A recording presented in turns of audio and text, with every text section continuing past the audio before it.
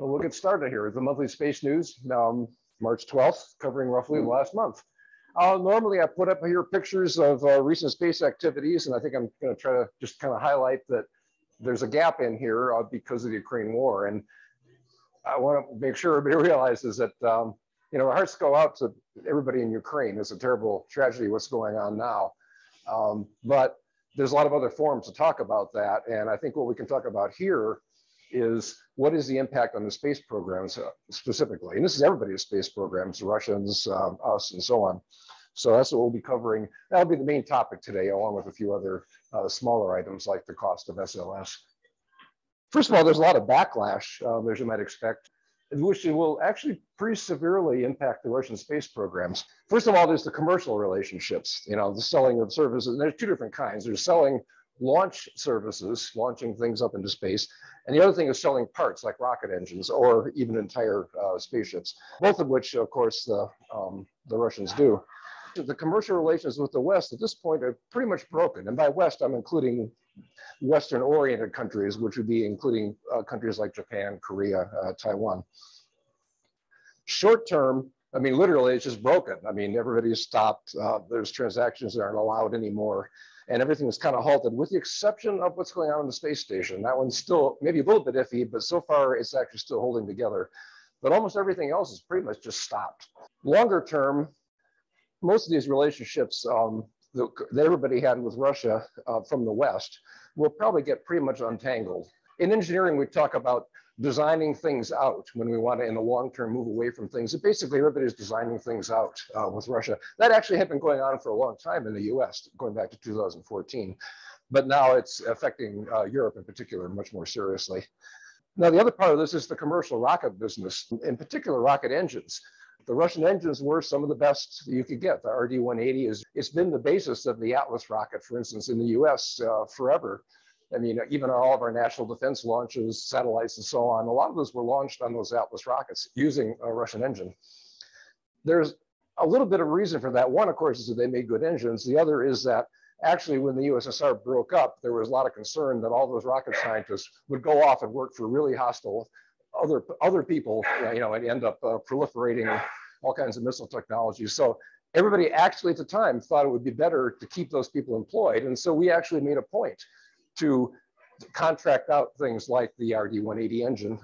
And that actually did work for quite a while. Other relationships, the ones that are not so clear as to what will happen, would be including India and the Middle East.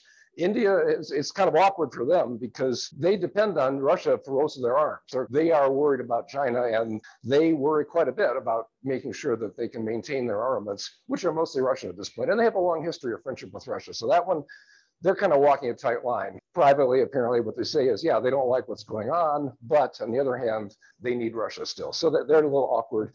Middle East, there's all kinds of relationships there because of oil and because of military technology. Even Israel's still probably hanging in there with the Russians. So that one's not as clear. But what will probably happen because of most of the breakup with the West is that Russia will become just closer and closer to China, essentially becoming a client state. And that includes the space programs. That was already in progress. The Russians were planning on putting up their own space station, or they were talking about it, and they kind of backed off from that. If they ever get involved, it'll probably be with the Chinese space station, but in particular with the joint projects going forward, they're partnering up with China. They were already doing that.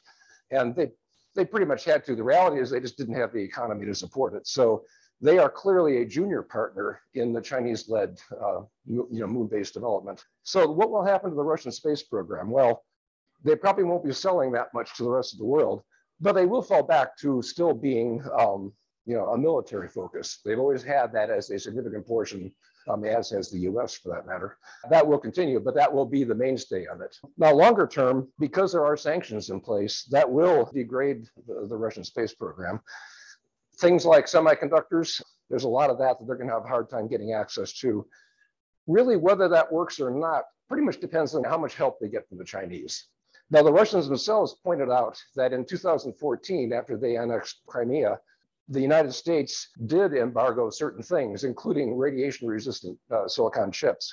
And the Russians made a point of saying that didn't work. So it remains to be seen how effective all that will be, but it certainly is bound to slow them down. The next thing in terms of disruption, there is a Ukrainian space program. It's actually a lot bigger than you probably thought. It really goes back to the Soviet era. Really, during that period, aerospace was a pretty significant industry in Ukraine. A lot of R&D was done there, a lot of rocket development and so on.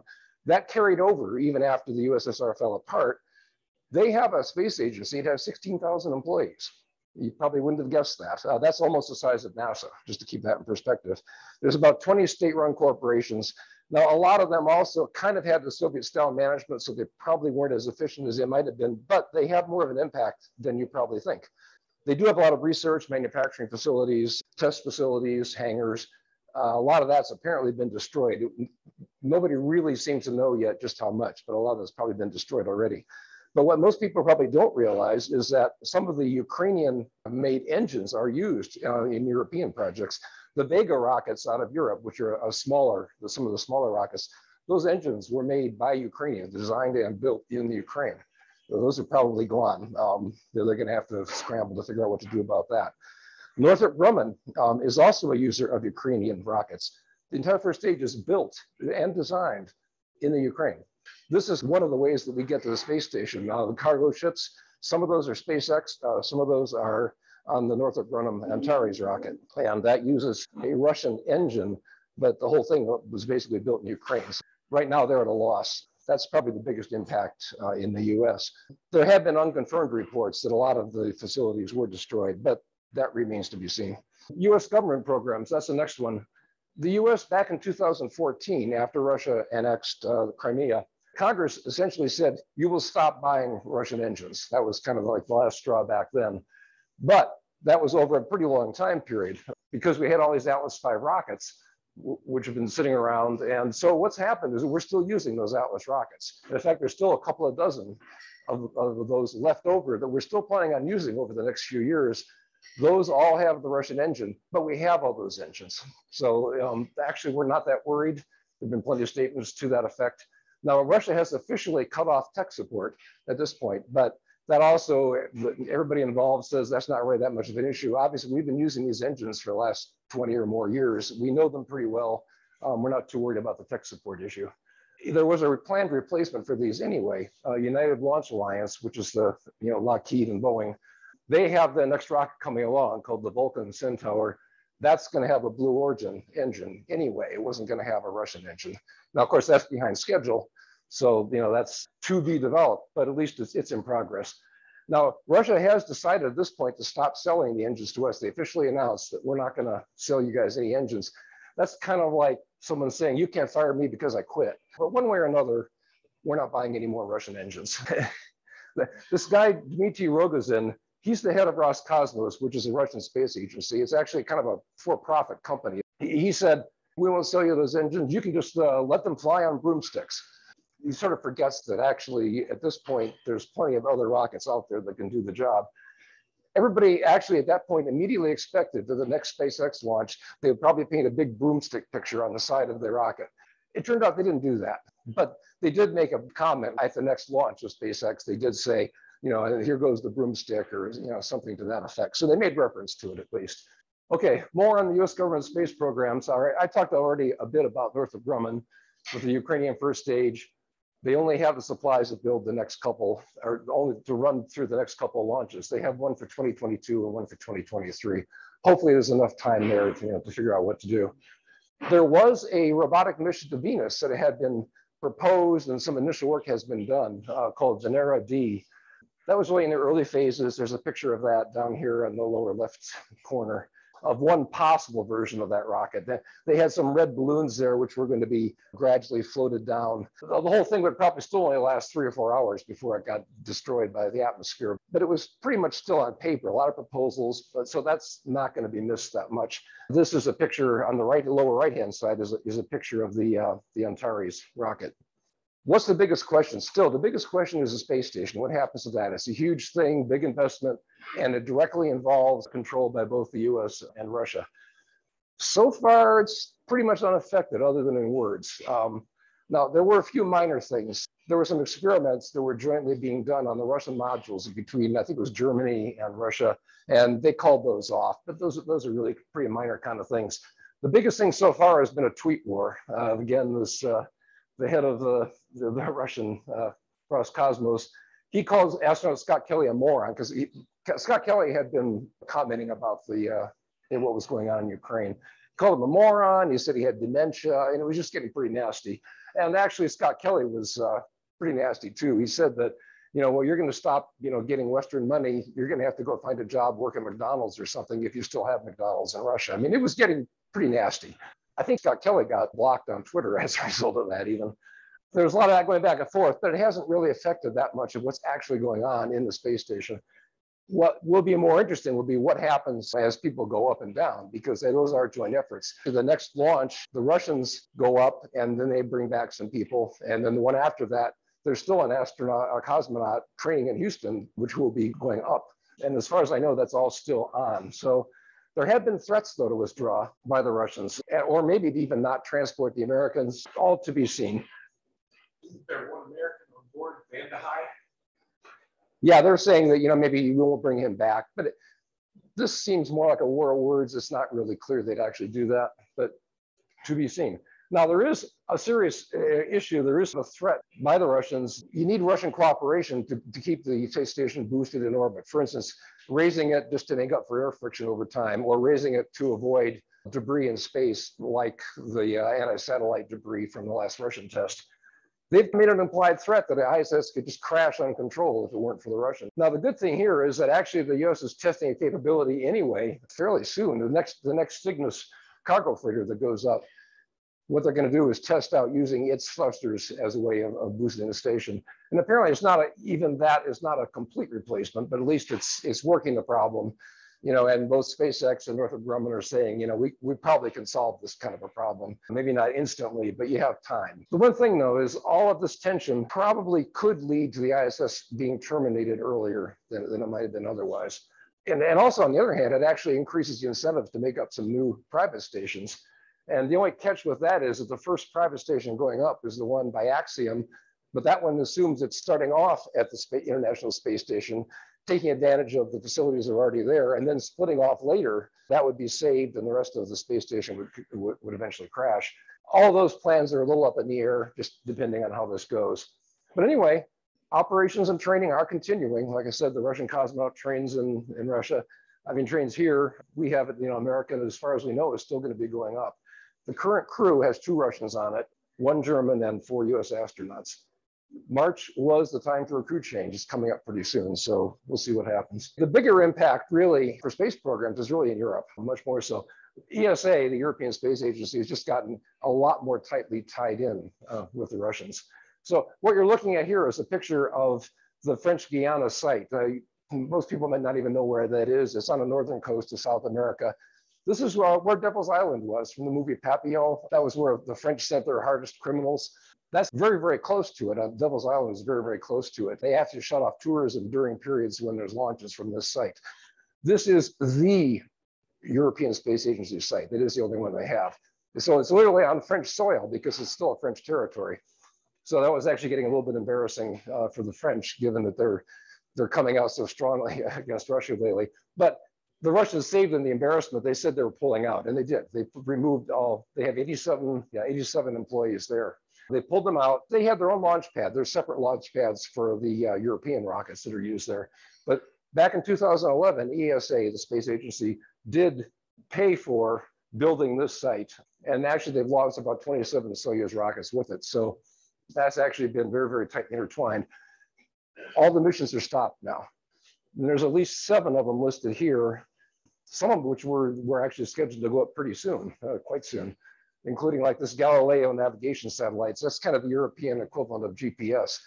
These days, everybody wants to have their own GPS system to kind of compete. So Europeans were in the process of building one. They're pretty close to having it up and running, or parts of it are up, but they don't have all the satellites yet. The Russians have their own, the Chinese have their own, and of course we have it. Nobody wants to trust the other countries not to cut them off in time of war. So that's up in the air. They'll probably just wait for the Ariane 6. That's going to be a general European strategy, is just put things off until their own rockets are further along. Even things like military spy satellites from the French, they were going up on the Russian rockets. So this is very, very, very, very intertwined. Well, that's just French Guiana, but it's even worse than that for ESA because ESA was pretty much managing the commercial sales of the Soyuz launches, even in Russia, even from Russian bases. They were the ones you went to if you wanted to do a launch. And so, for instance, Kazakhstan, or in this particular one, I'm showing the OneWeb satellites that were going up. This was one from last year, sending up satellites. That was from a place in Russia called Vostochny. I don't even know how to pronounce that. If you look closely, that says OneWeb up there on the top of that rocket. That's a OneWeb thing, and that is actually a Soyuz rocket here. So they were managing all that. And at this point, I think it's pretty safe to say that commercial sale of Russian launches is probably finished, at least for this decade. And it's just not going to happen now. So all the launches have been halted that were coming up, including OneWeb, which is another satellite-based internet service competing with Starlink. But other launches had been planned from South Korea or for Sweden. Synspective is, I think, Japanese. There are a variety of other launches. They're all going to be halted right now. Now, it affects the Russians on the small side, too. I mentioned that before, I think, that the Vega rocket, that actually uses Ukrainian-made engines. So that's out the window right now. Now, there's this long-running mission that had been planned for a long time called the ExoMars, which is a joint mission between the European Space Agency and Russia. It has a long history. The US had pulled out of it back in 2011 or something. I don't even know why, but we had pulled out. But that mission was in several parts. First, they sent up an orbiter around Mars. That's already done. That was sent up in 2016. That included a test version of a lander. The lander crashed. That didn't work out. But the next one going up was this year, and that was 2022. They were planning on using that. So what it was going to be was there was a Russian Proton rocket that would launch the mission. There was a Russian-built lander to get a rover down, and the rover was made by ESA. And the rover is pictured here on the upper right-hand side. So it's a rover. I think they've actually had that rover pretty much ready for quite a while. It's been in progress. One of the problems you run into is there's launch windows for when is a good time to get to Mars in a short period of time. 2022 would be a chance. If you don't do it now, the next one's 2024. And this thing has been tied up so long, there's all kinds of problems they've had. My guess is this will probably just never happen, more than likely. Another joint project is what's called Spectre RG. It's an X-ray observatory. It's out there very close to where the James Webb Space Telescope is, with the Sun-Earth L2 Lagrange point, if you remember from previous talks. But what had happened was the Germans had pretty much announced that all the scientific cooperation with Russia was going to end. And the Russians, in retaliation, said, okay, fine, we're going to shut off the telescope. There were several parts of this thing. There were really two separate telescopes, and then the overall container for that telescope. One part built by Europeans, probably Germany, one part built by Russia, and then I guess the Russians had the overall craft. They said, okay, fine, we're shutting it down. And when we start it back up, we're taking over. So they pretty much said, that's it, you're out. I don't know if the Germans can actually do anything about that. That thing looks like what's on a Russian stamp here. That's a picture of what that observatory looked like. So what does this say about the space launch companies? The SpaceXs, the so on of the world. Well, there's at least a dozen Soyuz missions now that are up for grabs that aren't going to happen because no one's going to be allowed to actually launch on those Soyuz rockets. So how do you take up that slack? There's a slack of both the engines and the rocket launching services.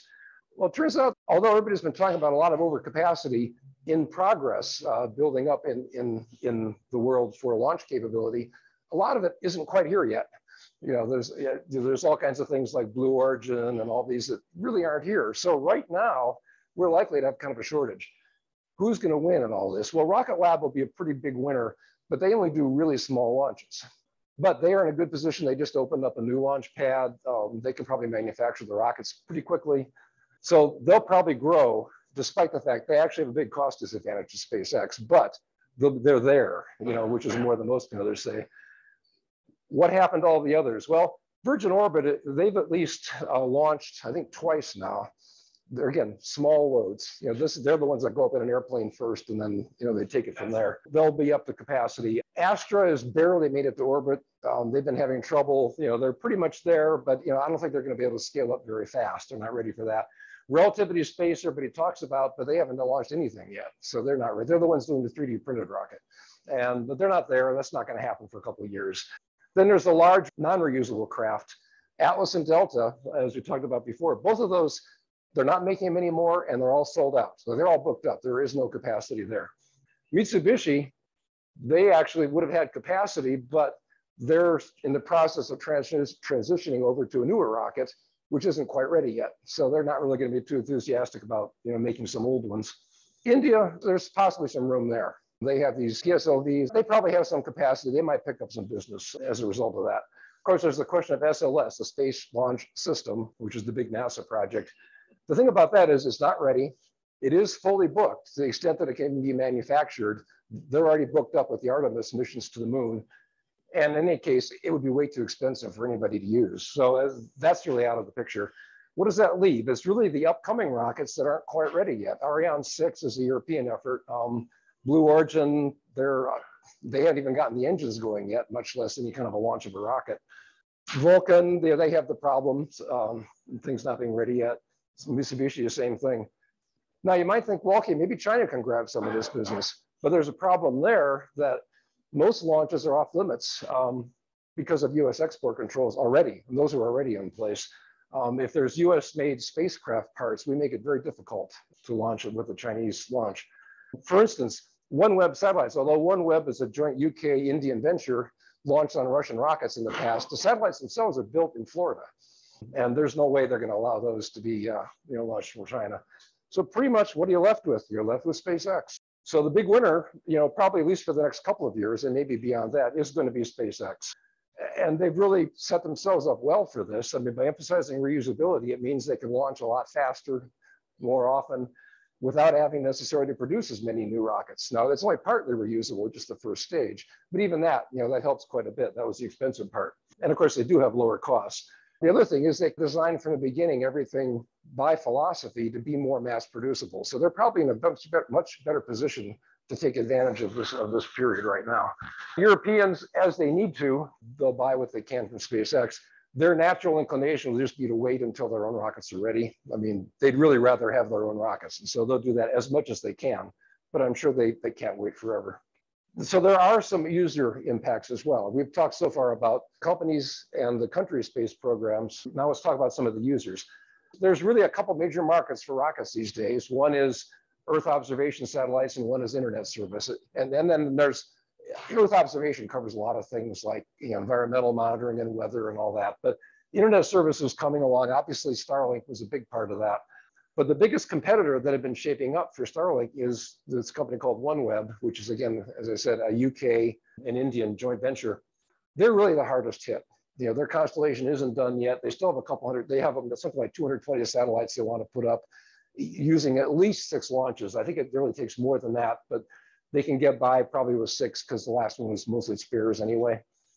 They're going to have to move them. They got kind of caught. They were about to actually launch some from Russia this month, and that got cut off.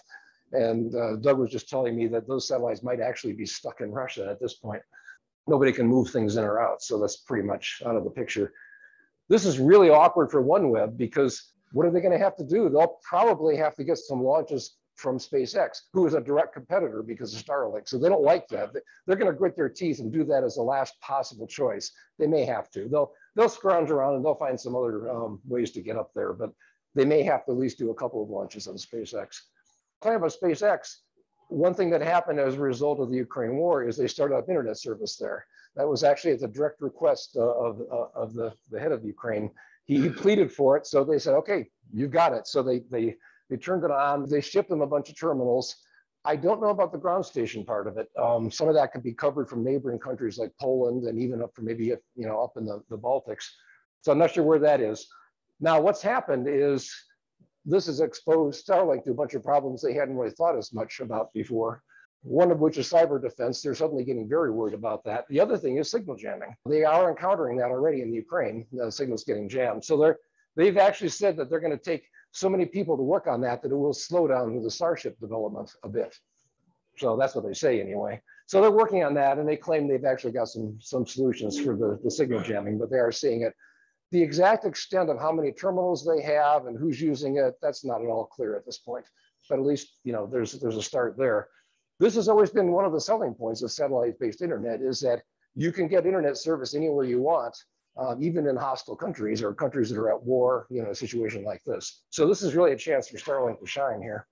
Now, I mentioned the cyber defense. One reason they went for that is there already has been a cyber attack. There are older satellite companies that have had internet service for a while from up in higher Earth orbit. So it's not used for a lot of internet, but it is used some. Viasat is the company that does that.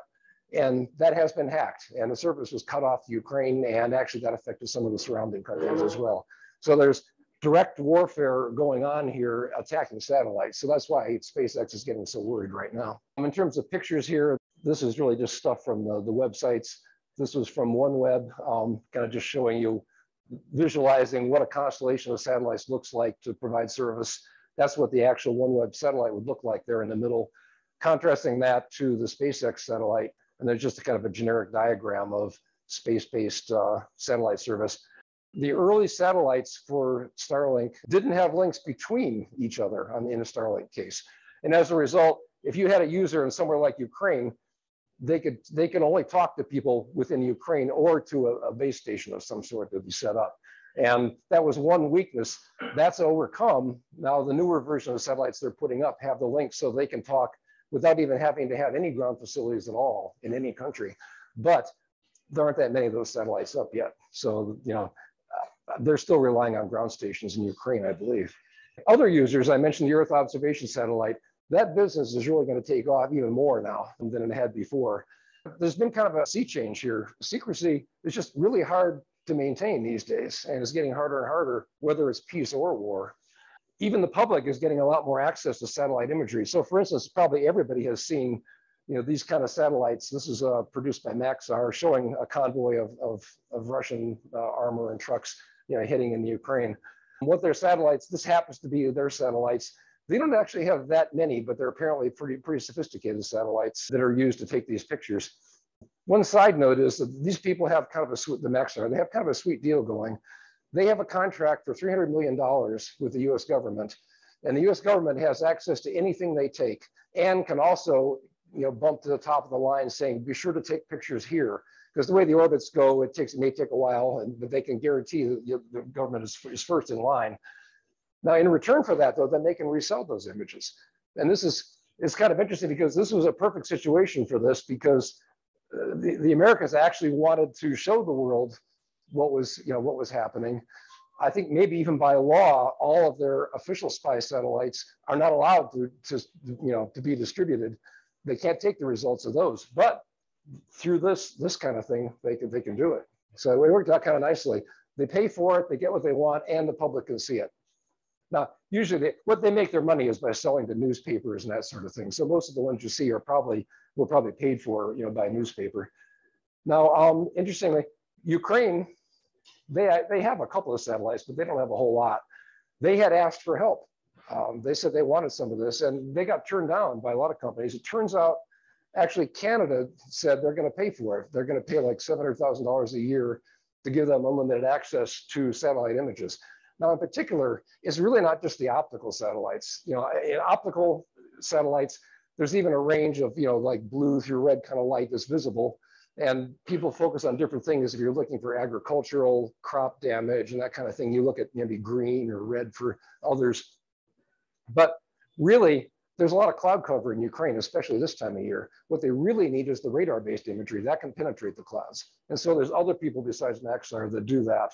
And Canada didn't specify who they're using. They have their own company that's kind of brokering it, but then they're subcontracting out to some American companies that they didn't even specify.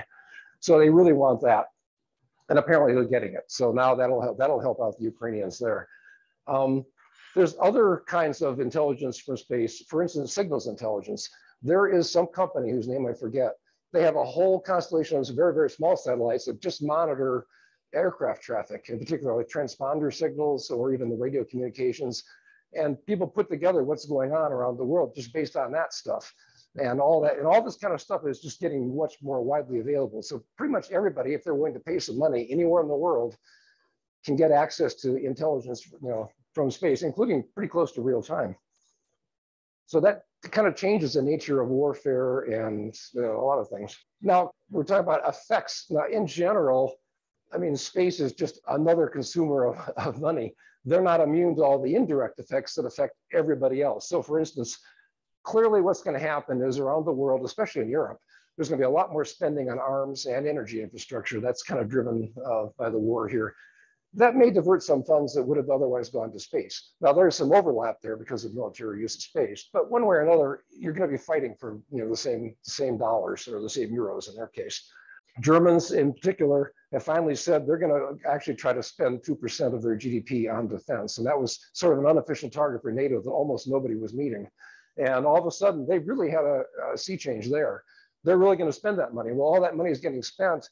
They're not thinking of space necessarily first, except to the extent that there's a military side to it. Then there's the whole general supply chain interruption. This affects space just like it affects everybody else in ways you might not expect. So for instance, to launch anything, you need computing power, you need semiconductors. Well, it turns out that neon gas is a very important part of semiconductor manufacturing. I guess maybe it's just because it's an inert gas to keep corrosion down or something. Most of that comes from Russia and Ukraine. So these things are interrupted. That's going to have an impact. There's so many things that go on, and when you have a globalized economy, everything affects everything else, and you don't realize it. The other thing, of course, is just generally manufacturing and mining is interrupted. Russia and Ukraine, Russia in particular, is the source of various minerals. The aluminum, titanium, palladium, some of these things. Indirectly, a cutback in the availability of that will have impact, even on the space programs. The other thing going on is just that there was already a trend to de-globalize. Basically, I think partially the pandemic had kind of driven people to wake up to that.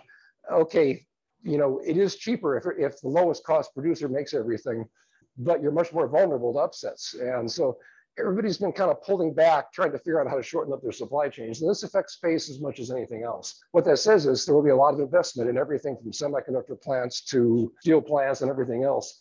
All that money going there is money that really can't be spent on space. So you're competing for funds. It's a very indirect effect. And I guess one way to think about this is you have kind of a preview here. It's a much bigger economy. When China finally blockades and then ultimately invades Taiwan, we're going to go through this all over again, except it'll have a much bigger impact. Taiwan's economy is at least 4 times as big, more than 4 times as big as Ukraine was. And they are really at the very center of the semiconductor industry at this point. I mean, right now, we all depend on that. And so the stakes are very high for what happens there. And if we think, that we're getting disrupted right now, it'll be much bigger coming in the future. Okay, completely separate topic. The Artemis project and SLS, the Space Launch System. There was a testimony recently from a NASA Inspector General. People have been asking, well, what does SLS really cost? Now, this is the big launch thing. You can see the picture here on the right-hand side of this slide. What does it really cost? And just talking about the first 4 launches, which is really all that's officially been planned so far, they concluded that a single launch of Artemis is about $4.1 billion. And he explicitly said that is unsustainable. Now, where do those costs come from? Well, 2.7 billion of it is for SLS alone, and including the ground facilities. 2.28 just for the rocket, and that includes the boosters, I think, because each of those are like $500 million as well. Well, each pair of them is $500 million, plus the ground systems. And then the other part is Orion. So those, you can think of those separately, because not every launch needs an Orion spacecraft, but that's another 1.3 billion total, including 1 billion for the spacecraft itself, and another 300 million for the ESA module, which actually gives all the life support and everything you actually need to be out in space very long. He literally called that unsustainable, which it is. It is just so much more expensive. The overall program, starting in 2012 through 2025, is costing about 93 billion. When you're dealing with big government numbers, a billion here, a billion there, it doesn't sound like much, but that is actually a lot of money. For instance, you compare it to things like the nearest competitor for SLS, which would be Starship. That they spent about $5 billion, or they're in the process of spending. They probably haven't spent it all yet, but that's quite a bit less. Now, that's not a fair comparison completely, because Orion does offer capabilities that are not present, in Starcraft. But just even comparing to the rocket, it's a lot more. You could also say, well, okay, what do other rocket ships of lower capacity cost these days? Well, Falcon Heavy, it costs about 1/17 for you to launch. We have hard figures for that, because NASA recently contracted for a Falcon Heavy launch in 2024 or so for a weather satellite, and it's about 150 million. And you know what it costs for the SLS rocket is about 17 or 18 times that. So, and that's you know, all costs in. That's what NASA's paying. All these costs we're talking about here are just for the incremental costs of the rockets and so on. All the development costs that went into that aren't even in there. They would say would be double that. So we're spending a lot of money on this project. Now they talked about why, and they blame a lot of it on cost plus contracts, meaning you pretty much just do what you're supposed to do, try to keep up with the changes that inevitably come along, and you know, whatever it costs you, you just get a markup on that. So they don't have any incentive to keep costs down, and as a result, they don't. That's just the nature of it. Cost plus contracts, they make sense when you're talking about really brand new revolutionary technology and you really have no clue how things are going to turn out. That's when those kind of things make the most sense. This actually is, I mean, a lot of it is essentially space shuttle technology updated. It updated quite a bit, but nonetheless updated. So people are complaining that it shouldn't have been done that way in the first place. It didn't make any sense. Now, NASA has cut costs in a lot of other areas by contracting out for commercial service. In other words, not buying the rockets, but rather just paying for the service. The big success there is one called Commercial Crew. After 2014, they said, okay, we want to get astronauts to the space station and we will pay you, you know, X dollars per astronaut to do that.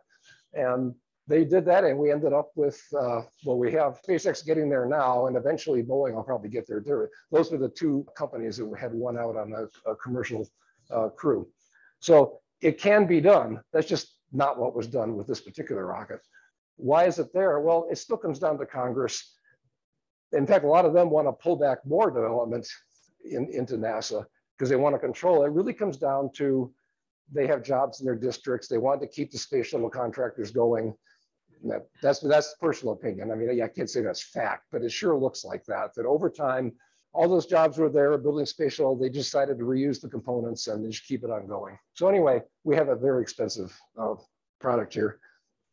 What'll probably happen is sooner or later, assuming that Starship actually works as hoped, probably this will just fall by the wayside, but that may be many years in the future. So it looks like for the near future, we're certainly going to have kind of two parallel programs going on for large lifting rockets.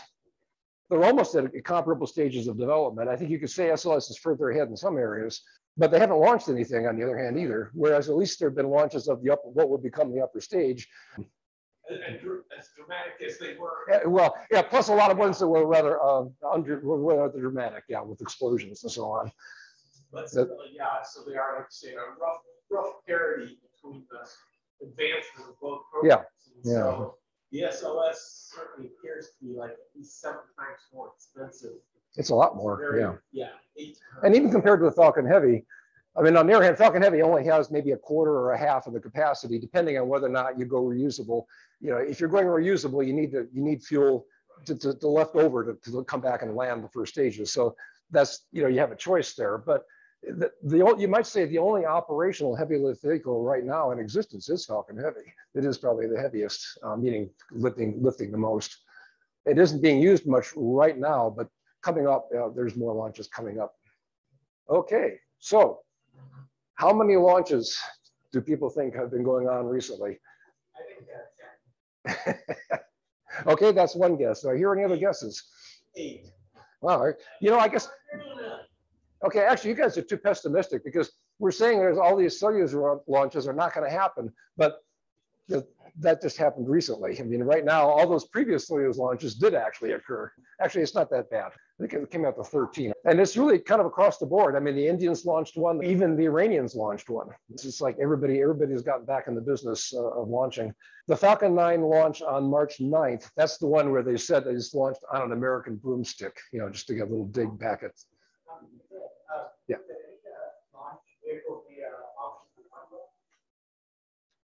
I'm sorry, could what? I said could they launch maybe, I don't know. I think they're looking into this stuff. You know, I don't know. I think the answer has to be yes. But on the other hand, I mean, there's a reason it's called the Polar Satellite Launch Vehicle, and that's that they really oriented toward launching the polar orbits. And I don't know that all the OneWeb satellites are. I think they may be at a different inclination. And they might not want to bid on that kind of business. I mean, not sure. But everything they've launched so far has pretty much been polar orbits or close to it. And maybe the OneWeb satellites are. I've lost track of that. But yeah, India does have another vehicle, the geostationary launch. Oh, okay. Launch vehicle. But it seems to fly less frequently than the PSLVs. Yeah, and even those have not been flying that often lately. This is the first launch they've had in a while. Yeah, the PSLVs are mostly putting up on military observation satellites in the Indian government when you keep track on certain of their nearby neighbors. But the GSLV flies like not even half as frequently, 1/3 as frequently as the PSLV launches. Yeah. And anyway, yeah, you're kind of highlighting the problem that people have is that most of the rockets that will be available can't carry all that much. I mean, the Soyuz was a pretty good workhorse. It was a good ship. It was very reliable. I don't think it ever crashed or even failed. I mean, they have been quite reliable, so people have been using them, but now they can't. So unfortunately, there aren't a lot of vehicles that can lift that much up to space that are available. Okay, any other discussion items or questions? Moving on to the featured speaker. Robert Dyck is a senior IT professional, 30 years of experience, interesting background. He owns a computer company up in Canada, Winnipeg.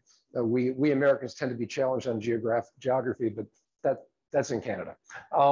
They do computer repairs, they do networking and custom software development. He is the chair of the Winnipeg chapter of the Mars Society. I think he also did their website as well. His education is computer science at the University of Manitoba. His topic is the big ship. So thinking about large craft like getting to Mars, and that will be his topic.